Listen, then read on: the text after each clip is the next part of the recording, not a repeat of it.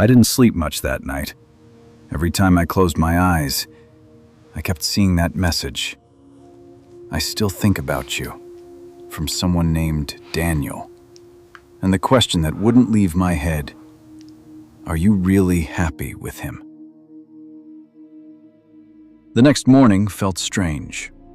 My wife acted completely normal. She made coffee, asked if I wanted eggs, talked about her plans for the day, like nothing had happened, like that message didn't exist. But I couldn't stop thinking about it, about the way her face froze for just a second when she saw the screen. That moment kept replaying in my head over and over. Around 8 a.m., she grabbed her bag. "Kinda busy today," she said. "Probably home late." I nodded. "Okay." She kissed my cheek, then walked out the door. The house became very quiet, too quiet.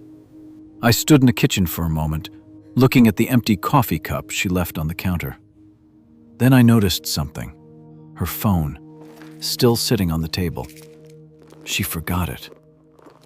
For a long moment, I just stared at it. My heart started beating faster, because now I had a choice. I could leave it there, pretend I never saw anything, pretend everything was still normal. Or I could finally know the truth. I picked it up. My hands felt strangely cold. The screen lit up. Locked, of course. But then I remembered something. My wife had once used my birthday as her passcode. I hesitated, then slowly typed the numbers. The phone unlocked. My stomach dropped, because the first thing I saw was the message thread. Daniel. I opened it and immediately realized something strange. There weren't many messages. In fact, there were only 3. The one from last night, and 2 older ones, from 7 years ago. My heart started pounding. 7 years. That was before we got married, before we even moved into this house. I opened the oldest message, and what I read made my chest tighten. It said, "I know you're getting married tomorrow, but I need to see you one last time." My hands started shaking. Tomorrow? That message was sent the night before our wedding. I scrolled down to the next message, the reply from my wife. Just 3 words. "I can't do this."